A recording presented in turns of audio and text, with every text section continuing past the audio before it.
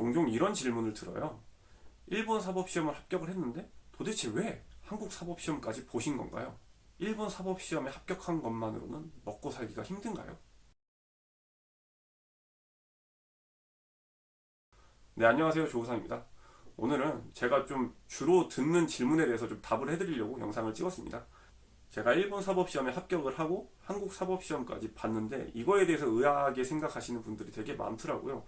왜 저렇게까지 할까? 굳이 왜 저런 힘든 길을 또 가는 걸까? 저도 생각을 했어요. 제가 시험 볼 때 나는 왜 이 미친 짓을 또 하고 있는 걸까? 하나의 시험을 끝내놔서 더 이상 공부하기가 싫은 마음이 충만해지고 놀고 싶은 마음이 너무나도 많은데 공부를 하고 있으면서 나는 내가 이걸 왜 해야 되는지 모르겠는 제가 있었던 것도 사실인데 오늘은 그 이유에 대해서 조금 말씀을 드리려고 합니다.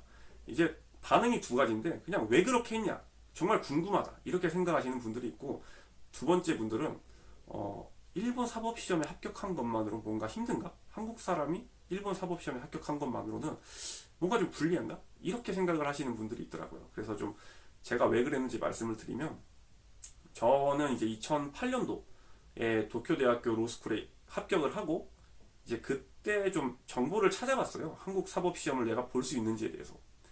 그래서 그 2008년 당시에 한 4년 전 한국 사법시험 기출문제를 봤었는데 이게 제가 갖고 있던 지식으로 풀리는 거예요. 유치권 문제였는데 아직도 기억나요. 뭐야 이거 나 한국 사법시험 공부 안 했는데 풀려. 이거 할만 하겠는데? 야 이거 그냥 바로 갈 수 있는 거 아니야? 좀 쉽게 생각을 했죠. 아무튼 이 쉬운 생각과 더불어 정보를 막 찾아보기 시작을 했어요. 한국 사법시험은 토익 점수가 700점 이상, 760점인가 700점 이상을 가지고 있어야 됐고, 또 한국 대학교에서 법학 단위 35학점을 이수를 해야지 볼 수 있더라고요. 그러니까 이게 좀 난관이 쌓이는 거예요. 토익이야 내가 따면 되는데 법학 단위? 요거를 클리어 해야겠다 싶어가지고 이제 로스쿨을 다니면서 한국사이버대학교에서 법학 단위를 같이 이제 이수를 했던 거고요. 그래서 지금 얘기를 드려서 여러분들도 아시다시피 제가 한국 사법시험을 봐야겠다는 거는 이미 2009년도 1월, 2008년도 12월 이때부터 제 계획으로 잡혀 있었던 거예요. 저는 이미 같이 쭉 달리고 있었고요. 그러니까 일본 사법시험을 보는가 동시에 한국 사법시험도 같이 해야겠다는 게 같이 가고 있었고, 이제 그 와중에 2011년도 일본 사법시험에 합격을 해서 이게 끝났고, 그리고 아직 남아있는 이 한국 사법시험에 합격하기 위해서 쭉 노력을 했던 것 뿐이고요. 물론 중간에 고민은 있었어요. 일본 사법시험을 합격하고 내가 이거를 굳이 또 할 필요가 있을까? 사람이 좀 회의감이 생기더라고요. 되게 지치기도 하고 시험이 하나 끝나서. 한국 변호사님이신데 일본에 와 계신 한국 변호사님하고 상담도 좀 많이 해보고 비즈니스 로이어 중에서 선단을 달리고 계시는 분인데 그분 입에서 너는 이게 하는 게 맞을 것 같다고 얘기를 들으니까 저는 이걸 하는 게 맞겠다라고 생각이 들더라고요. 그래서 많은 고민을 한 끝에 그래도 난 이걸 하는 게 맞겠다 싶어서 고민 끝에 갔던 거고요. 준비는 예전부터 하고 있었어요. 예전부터 하고 있던 걸 쭉 이어서 하고 왔었던 겁니다. 중간에 내가 이걸 해야 되나 고민을 잠깐 하긴 했었지만 그래서 첫 번째 질문이죠. 도대체 그걸 왜 했냐? 답을 드리면 옛날부터 하고 있었던 거를 쭉 끝까지 했던 것 뿐입니다. 그게 이유고, 그럼 이걸 도대체 왜 같이 하려고 했냐라는 게 있겠죠. 여태까지 한국이랑 일본 사법시험 두 개를 합격한 사람은 없었어요. 그래서 이 두 개를 붙은 사람이 내가 최초가 되겠구나. 그런 최초를 달리는 사람이라고 할까요? 이게 돼보고 싶었던 마음도 있었고, 이 두 개를 가지고 있다고 한다면 한국과 일본 비즈니스에 있어서 나는 빼놓을 수 없는 존재가 되겠다. 시너지 효과가 굉장하겠구나라는 생각이 있었고, 그림이 되게 멋있어 보이잖아요. 그림이 멋있어 보이고 내가 뭔가를 할 수 있는 기회도 훨씬 많아지고 이런 엄청난 가능성을 봤기 때문에 조금 힘들었음에도 불구하고 계속 달릴 수 있었던 거고요. 그 다음에 두 번째 질문이죠. 한국 사람이 일본 사법시험에 합격한 것만으로는 많이 힘드냐? 라는 이제 얘기들이 가끔씩 있던데 절대 그렇지 않아요. 그때 2011년도 때 저랑 같이 일본 사법시험을 붙었던 분들이 두 분 계신데, 지금 한 분은 일본 대형 로펌, 우리나라로 치면 뭐 김앤장 같은 곳에서 열심히 일 잘하고 계시고요. 또 다른 한 분도 제가 자세한 정보까지는 듣고 있지 못하지만 그래도 활약하고 계시다고 얘기를 듣고 있었어요.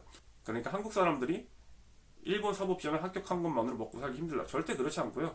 우리나라에서도 수요가 많이 있습니다. 한국 사람인데 일본에서 변호사 자격증을 가진 사람이 있다면 우리나라에서 수요가 있고요. 일본 내에서도 수요가 있을 거예요. 제 개인적인 생각으로는 우리나라에서 수요가 좀 더 많지 않을까라는 생각이 들긴 하는데, 여러분들이 합격만 하신다면 충분히 설 자리는 많이 있기 때문에 이거를 합격해서 불리하지 않을까 그런 식으로 생각을 절대 안 하셔도 되고, 제가 한국 사법시험을 봤던 이유는 내가 의도했고 목표로 잡은 바가 있었기 때문에 끝까지 달렸던 것 뿐이니까 이 점에 있어서 오해는 하지 않으셨으면 좋겠습니다. 한국 사람이 일본 사법시험을 합격을 했다는 건 한국어를 할 줄 안다는 거고 일본어를 할 줄 안다는 거잖아요. 외국어를 할 줄 안다는 점에서 이미 충분한 메리트가 되는 거고요. 나머지는 여러분들이 얼마큼 잘 하시느냐에 따라서 바뀌게 될 거예요. 그러니까 뭐 단지 한국 사람이 일본 사법시험에 합격한 것만으로 힘들다, 이건 절대 아니고요. 저는 오히려 그 사실 자체로 놓고 보면 굉장한 메리트라고 생각이 돼요. 근데 내가 로스쿨 성적도 안 좋고 좋은 로스쿨을 다니지도 않았고 사법시험 성적도 별로 안 좋다, 이렇게 된다면은 아무래도 조금 좋은 평가를 받기 힘들겠죠. 하지만 평균 이상을 한다면, 남들이 하는 거 이상만큼만 조금 해주신다면 여러분들이 설 자리는 얼마든지 있기 때문에 이런 거에 대해서 뭔가 고민을 하시거나 그러실 필요는 없고, 만약에 내가 일본 로스쿨을 가고 싶다고 한다면 저는 얼마든지 찬성이에요. 저는 우리나라에서 로스쿨 가는 것보다도 일본의 로스쿨을 가셔서 여러분들이 공부를 하시는 게, 뭐 결국에는 한국, 일본이라는 좀 한정된 사이클을 갖게 되시긴 하겠지만, 개인적인 생각으로는 우리나라 로스쿨보다는 일본으로 가셔서 로스쿨을 다니는 거를, 변호사가 되는 거를 추천을 드립니다.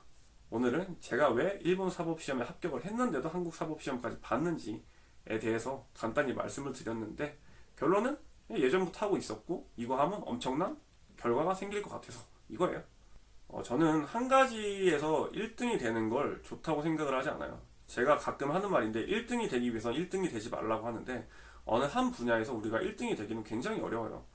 뭐 1등을 S급이라고 할게요. 어느 한 분야에서 S급을 달성하기까지의 노력은 어마어마합니다. 왜냐면 엄청나게 많은 사람들이 있는데 그걸 다 제치고 내가 가장 앞에 서야 돼요. 너무나 힘든 일이에요. 하지만 1등이 아니라 10,000명이 있다고 한다면 뭐 500등, 800등, 뭐 1000등 안으로 들어오는 거는 1등이 되는 노력에 비교한다면 쉽단 말이에요.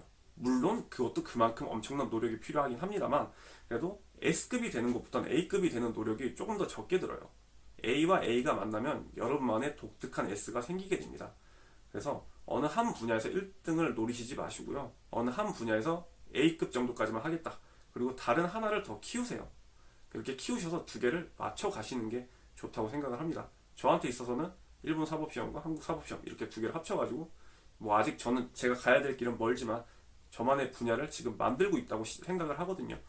이런 식으로 어떤 다른 두 개를 연결시켜서 가다 보면은 점점 여러분만의 독창적인 분야가 생기고, 그 분야에서 여러분들이 점점 1등으로 나가게 될 겁니다. 이런 걸 생각을 하셔가지고 하셨으면 좋겠고, 가장 결합시키기 쉬운 게 외국어예요. 그러니까 지금 뭐 내가 변호사 공부를 하고 있던, 어떤 특수한 어떤 전문직 자격증 공부를 하고 있던 간에 여러분들이 외국어를 하시게 되면 그 외국에 대한 기회까지 내가 같이 가져올 수 있거든요. 그러니까 나는 뭘 결합해야 될지 고민이 된다 싶으신 분들은 이렇게 외국어를 선택을 하셔가지고 내가 전문으로 하는 직업과 외국어를 결합시켜서 기회를 넓혀 가신다면 그 분야에 있어서 여러분들이 점점 우뚝 서게 되는 날이 찾아올 거라고 생각하고 있습니다. 그럼 오늘 영상은 여기서 마치도록 하겠고요. 다음에 또 더 좋은 유익한 영상으로 많은 고민을 해가며 찾아오도록 하겠습니다. 오늘 영상 여기서 마치도록 하겠습니다. 다음에 또 올게요. 안녕.